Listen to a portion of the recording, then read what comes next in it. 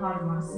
Bugün biz dünya musiqi mədəniyyətində dərin iz qoymuş, romantizm dövrünün ən görkəmli bəstəkarlarından biri olan Pyotr İliç Çaykovskinin anadan olmasının 185-ci il dönümünü qeyd edirik. Böyük yaradıcı irsi olan bəstəkar 10 opera, 3 balet, 6 simfoniya, ona qədər proqramlı simfonik əsər, fortepiano, violin və violonçel üçün konsertlər, xor üçün əsərlər, fortepiano pyesləri, mahnı və romans müəllifidir. Təbiəti etibarilə lirik olan Çaykovski, əsərlərində insan xarakterləri və insan qəlbinin dərinliklərinə varmaq qabiliyyətinə malik olan həssas bir psixoloq, dramaturg kimi çıxış edirdi. Pyotr İliç çox erkən yaşlarından musiqiyə böyük maraq göstərir, qeyri-adi musiqi eşitmə qabiliyyətinə və təsəvvür gücünə malik idi. Dayəsi Fanny Dürbakın xatirələrində Çaykovskinin barmaqları ilə hər cür səthi döyəcləyərək özünü musiqiyə həsr etməsi təsvir edilir. Hətta bir dəfə o, pəncərə şüşəsi üzərində musiqi ifa etməyə o qədər alidə olmuşdur ki, təsadüfən şüşəni sındıraraq əlini yaraladı. Başqa bir dəfə isə Fanny, balaca Petyanın acı-acı ağladığını görür.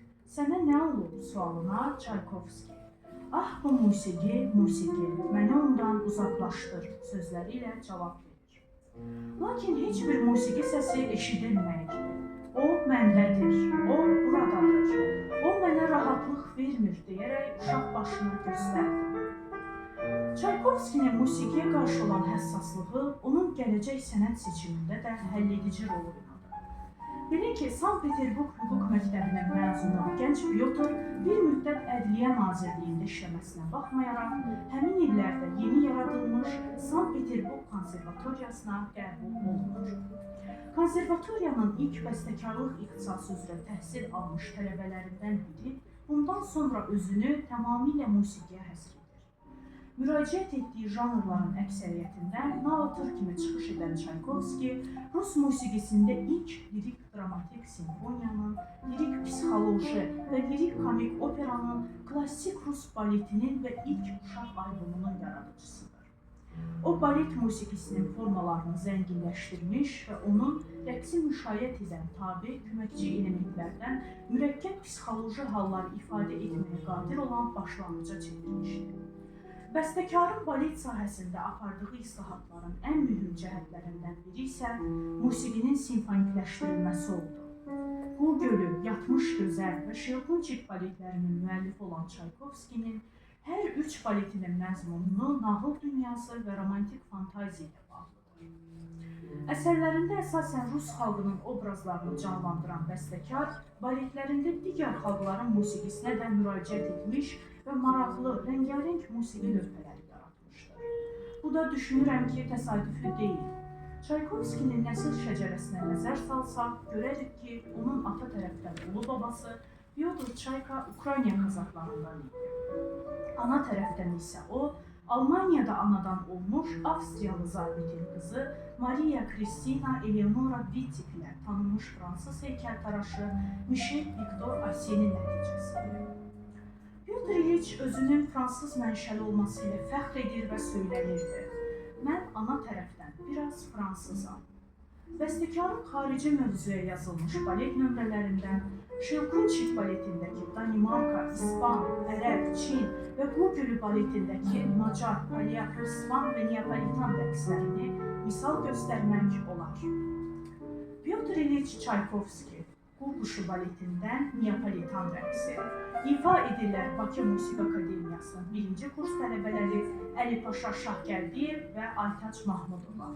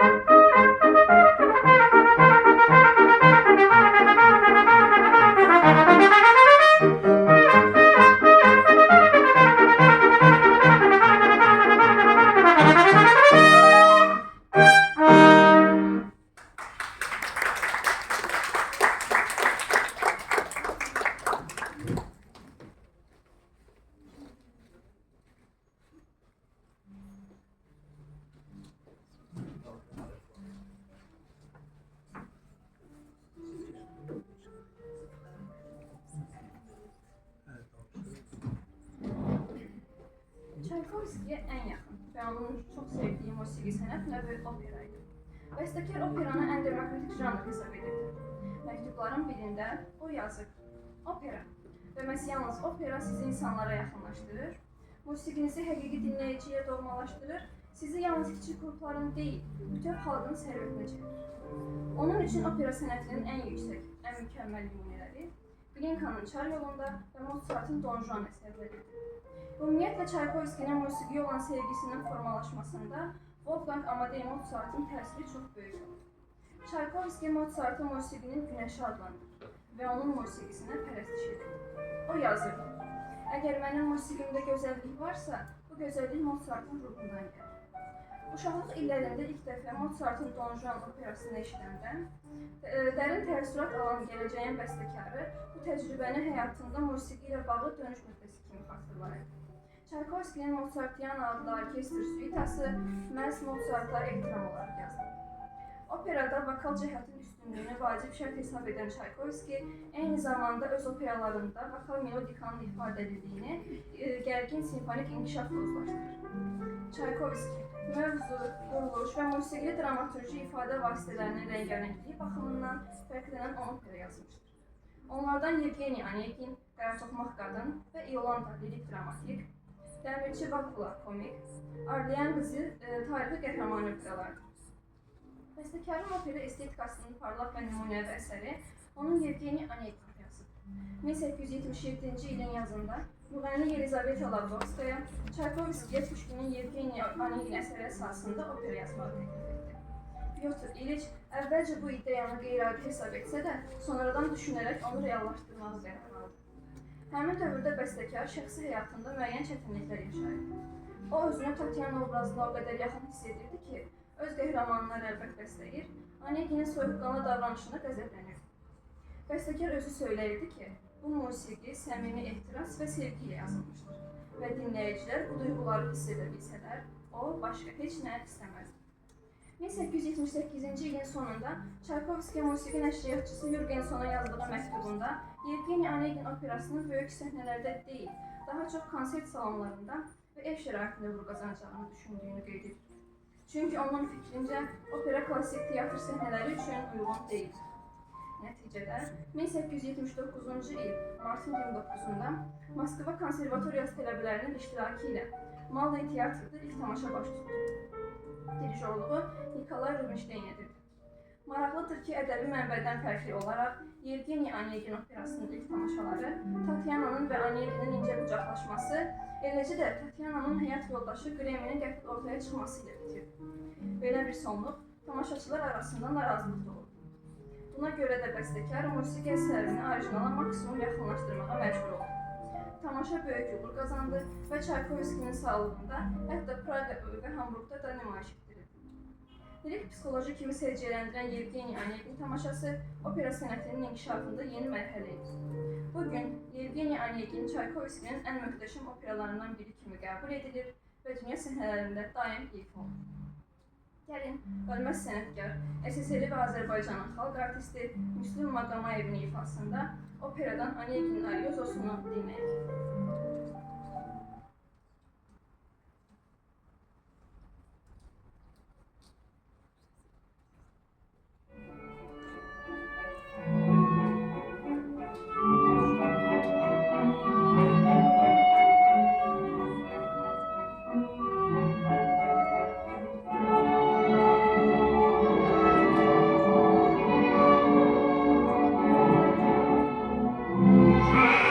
Самые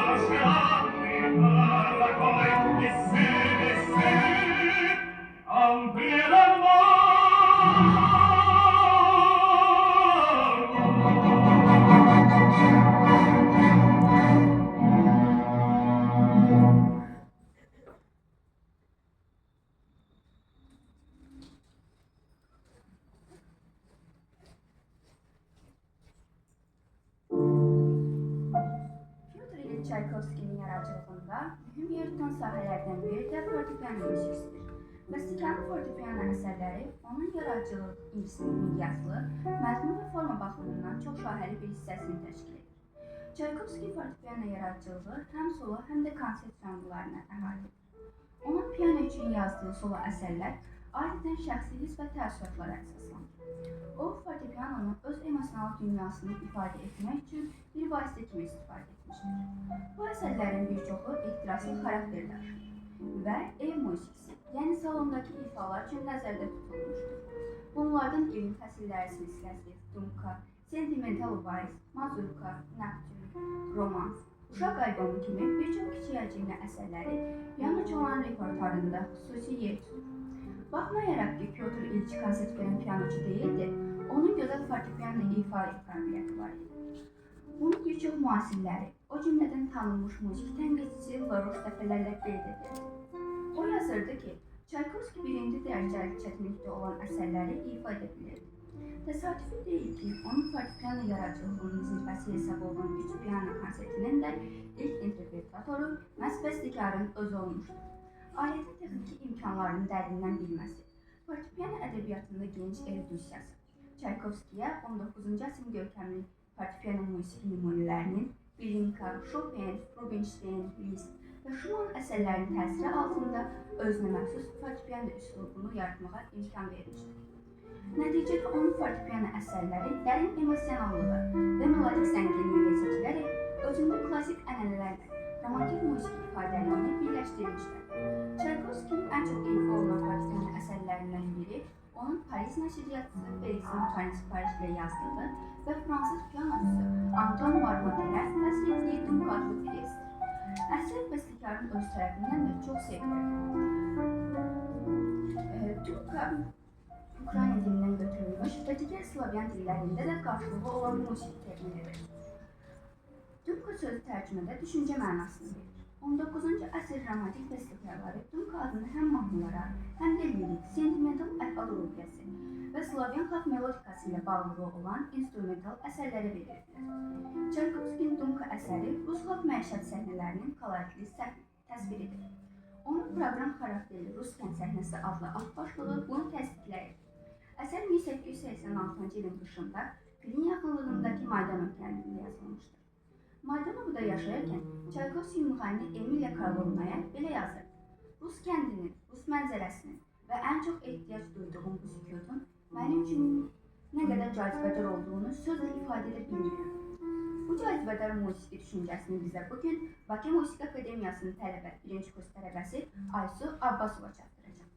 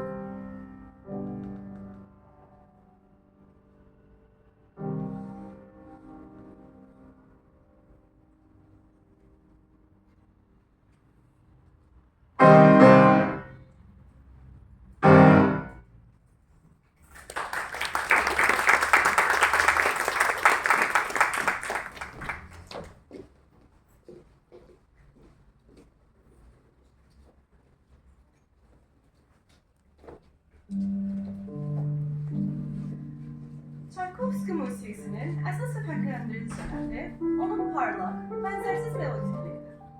Çaykovskinin musiqisi oxuyur. Oxuyur onun vokal melodiyaları, oxuyur onun simfoniyaları, kvartetləri və digər instrumental əsərləri. Təsadüfi deyil ki, əvvəllər romanslarda səslənən bəzi motivlər, sonralar bəstəkarın kamera instrumental, simfonik və opera əsərlərində öz əksini tapmışdır. Özəlliklə Çaykovskinin simfonik əsərləri buna bariz nümunədir. İlk Rus simfoniyaların müəlliflərindən biri olan Pyotr İliç, simfoniya janrına xüsusi münasibət bəsləyirdi. O, Rus musiqisində simfoniya dram və simfoniya faciə nümunələrinin yaradıcısıdır. Bəstəkarın simfonik əsərləri sırasında proqramlı bir hissəyə əsərlər də xüsusi yer tutur. Buraya Talye, Romeo və Julietta, Francesca da Rimini, Hamlet, Tufan və digər əsərləri daxildir. Çaykovskinin öz melodik ifadələri ilə seçilən digər əsərləri kamera instrumental janrına aiddir. Az saylı olsalar da, bu əsərlər onun bəstəkar palitrasında unikal yer tutur. Onlar daha çox pıçıltı ilə deyilmiş bir sir kimidirlər. Özəlliklə də violin üçün yazdığı əsərləri. Bu əsərlərin yazılması əksər hallarda Çaykovskinin tələbəsi və yaxın dostu, violin ifaçısı Yusif Koytekin adı ilə bağlı olmuşdur. Belə ki, öz yeganə violin konsertini müəllif Koytekin violin ifa texnikasına uyğun yazmışdır. Və bu əsərlərin yazılma prosesindəki ilk qeyri-rəsmi ifaçısı da məhz Koytekin özü olmuşdur. Çaykovskinin kamera yaradıcılığının parlaq nümunələrindən biri də onun kamera vokal lirikasıdır. Bəstəkarın bütün yaradıcılıq fəaliyyəti boyu vokal musiqiyə müraciət etməsi də bununla bağlıdır. Çaykovskinin ilk romansları 1869-cu ilin noyabr və dekabr aylarında yazılmışdır. 100-dən artıq romans müəllifi olan Pyotr İliç öz musiqisində Pushkin, Lermontov, Fet, Pleşeyev, Tolstoy, Heyne, Hötü kimi şairlərin yaradıcılığına müraciət etmişdir. Sözlə musiqinin vəhdətini özündə etibar edən Çaykovskinin romansları sanki kiçik həcmli poemalardır. Bəstəkarın vokal lirikası romans mahnı, romans vals, romans elegiya, monoloq, layla janrlarında yazılmış nümunələrlə zəngindir. Bunlardan Svet Şumlova Bala mahnı valsi üzərində xüsusilə dayanmaq istərdik. Romans 19-cu əsrin Rus şairi Qraf Aleksey Tolstoyun eyni adlı əsəri əsasında yazılmışdır. Şeirin yaranma hekayəsi sevginin doğulması qədər romantikdir. Aleksey Tolstoy şeiri, gələcək həyat yoldaşı, Sankt-Peterburg Böyük Teatrında keçirilən Yeni il maskarında tanış olduğu Sofya Andreyevna Millerə həsr etmişdir. Deyilənlərə görə ziyafətdə Sofya Andreyevna Tolstoyla deyil, İvan Sergeyeviç Turgenev ilə tanış olmuşdur. Maskalı qız Turgenevi maraqlandırdı və o, onunla görüş təyin etdi. Turgenev dostu Aleksey Tolstoya ziyafətdəki görüşü canlı rənglərlə təsvir etdi. Bu Tolstoyun marağına səbəb oldu və o, Turgenevi onu özü ilə görüşə aparmağa razı saldı. Lakin görüş zamanı maskasız olan Sofya Andreyevnanın cazibəsi üzünü görən Turgenevin sevinci dərhal yox oldu. Sonralar həmin görüşü xatırlayarkən o deyirdi ki, onda yuqqalı çıxan əskərinin üzü var. Görüş zamanı məyus Turgenev açıq aydın darıxırdı. Tolstoy isə əksinə Sofya Andreyevna ilə söhbət etməkdən həzz alırdı. O, həm söhbətin nə geniş dar dodaqlı ağzını, nə də çəp burnunu gördü. Dostu və qohumu Jumtijnikovla söhbətində Tolstoy onu şirin, istedadlı, xeyirxah, təhsilli, bədbəxt və gözəl ruhlu adlandırırdı. Xəyali obraza aid olan hisslər Tolstoya real göründü və o, bu hisslərə qərq oldu. Bir neçə gün sonra 33 yaşlı aşiq Svet Şumlova Bala şeirini yazdı. 1878-ci ildə Tolstoyun ölümündən sonra Pyotr İliç Çaykovski onun adı çəkilən şeirinə musiqi bəstələdi. Bugünə də Kəmər romansı saymaz qədər çox sənətçi ifa etmişdir. Bunlar arasında Azərbaycan Vokal Məktəbinin görkəmli nümayəndələri, SSR xalq artistləri Müslüm Maqamayev və Fidan Qasımovanı xüsusi olaraq qeyd etmək istərdik. Gəlin bu romansı Fidan xanımın ecazkar ifasında dinləyək.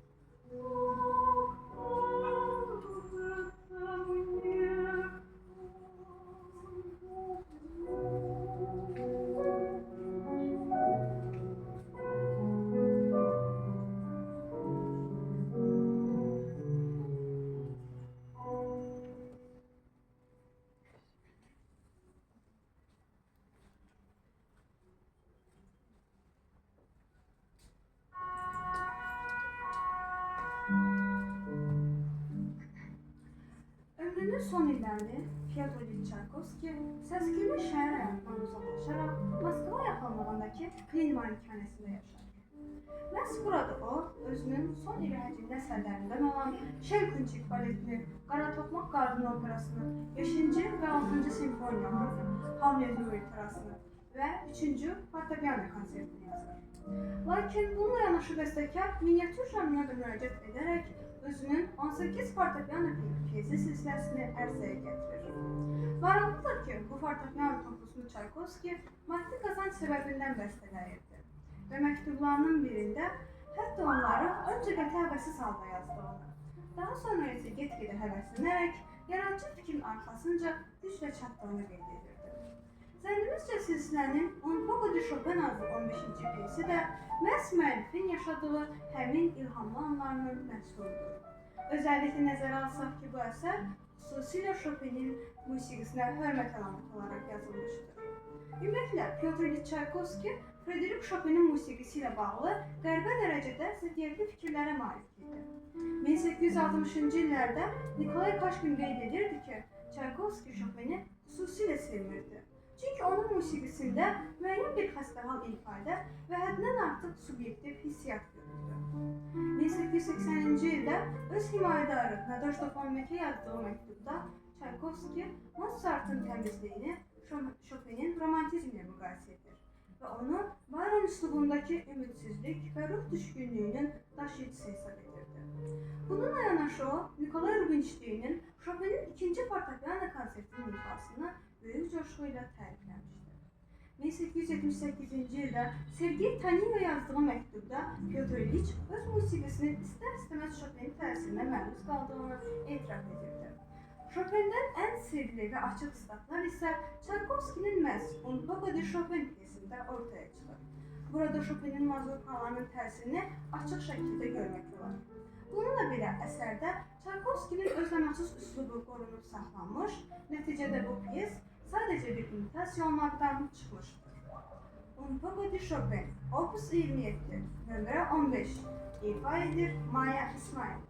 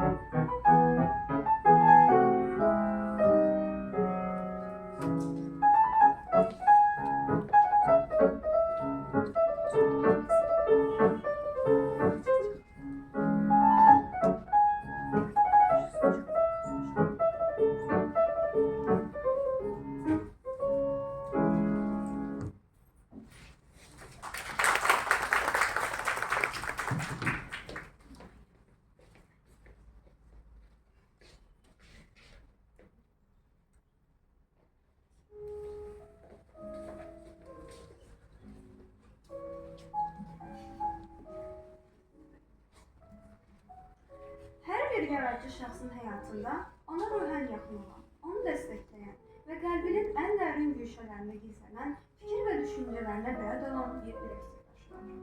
Çaykovskinin həyatında bu Baronessa von Meck idi.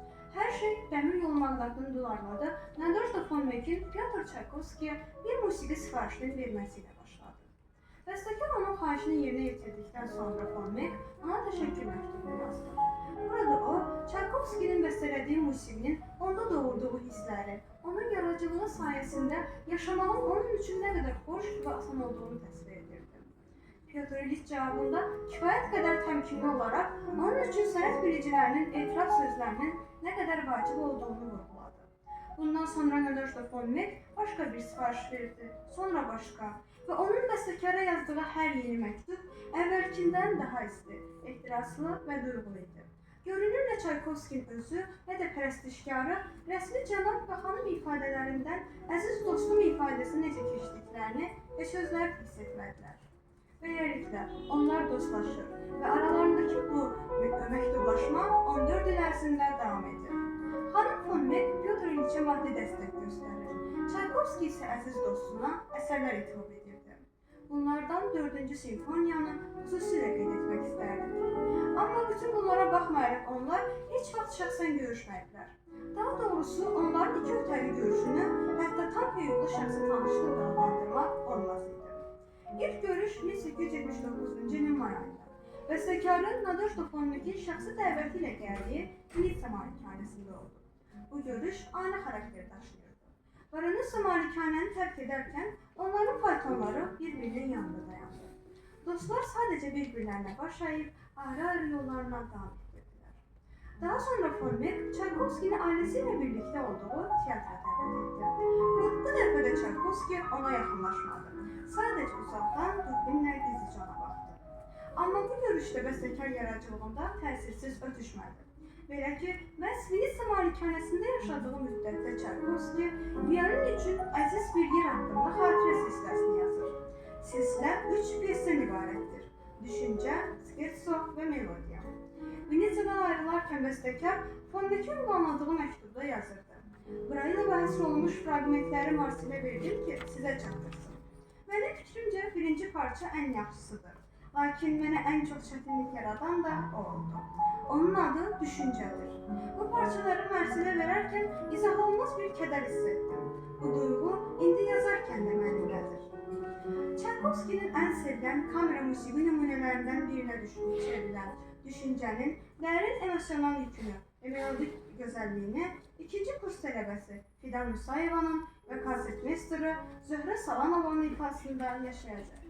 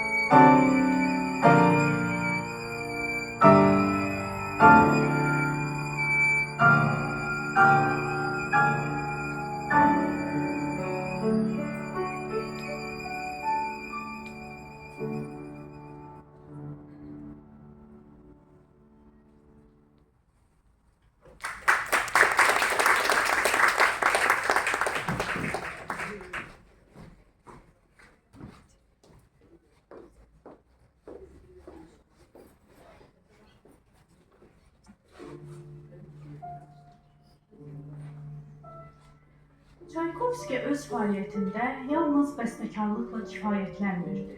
O, eyni zamanda gözəl dirijor, müəllim, dərsliklər müəllifi və təşkilatçı idi. 1866-cı ildən başlayaraq Çaykovski Moskva konservatoriyasında dərs deyir. 1885-ci ildən isə Moskva Rus Musiqi Cəmiyyətinin direktoru vəzifəsində çalışır. Bu fəaliyyəti zamanı Pyotr İliç daim gənc istedadları dəstəkləyir və onlara kömək edər, məsləhətlər verərdi. Bəstəkarlar Taneyev, Glaznov, Arenski, Kalinikov, Rachmaninov və sair Çaykovskinin dəstəyini daim hiss edirlər. Sonda qeyd etmək istərdik ki, Pyotr İliç Çaykovskinin musiqisi ən ciddi sınaqdan, zamanın sınağından keçərək günümüzdə də öz təravətini və cəlbediciliyini qoruyub saxlaya bilmişdir. Və biz əminik ki, nəinki bugün, hətta bir neçə nəsil bundan sonra da dinləyici Çaykovski yaradıcılığında yüksək estetik həzzin, parlaq, həqiqi və səmimi emosiyaların mənbəyini tapacaq. Çaykovskinin Baronessa von Meck'ə yazdığı məktubundan "Mən bütün ruhumla musiqimin yayılmasını, onu sevənlərin, ondan rahatlıq və dəstək tapanların sayının artmasını istərdim." Bəli, onun bu arzusu həyata keçdi. Hələ sağlığında Çaykovski öz sənətinin dünya miqyaslığını hiss etdi. Amerikada və bir sıra Avropa ölkələrində qastrol səfərlərində olmuş bəstəkar orada böyük rəğbətlə qarşılanırdı. 1891-ci ildə Amerikada, 92-ci ildə isə İngiltərədə ona musiqi doktoru dərəcəsi verildi. 1892-ci ilin noyabrında isə o Paris Akademiyasının müxbir üzvü seçilmişdi. Çaykovskinin sənəti bugün də yaşamaqdadır. Onun operaları və baletləri daim dünya opera və balet teatrlarının repertuarındadır. 1958-ci ildən isə Rusiyada Çaykovski adına müsabiqələr təşkil olunur və burada dahi bəstəkarın əsərləri səslənilir. Çaykovski musiqisinin yaşama sirri onun səmimiliyində, zəngin melodikasında və simfonikliyindədir. Diqqətinizə görə sağ olun.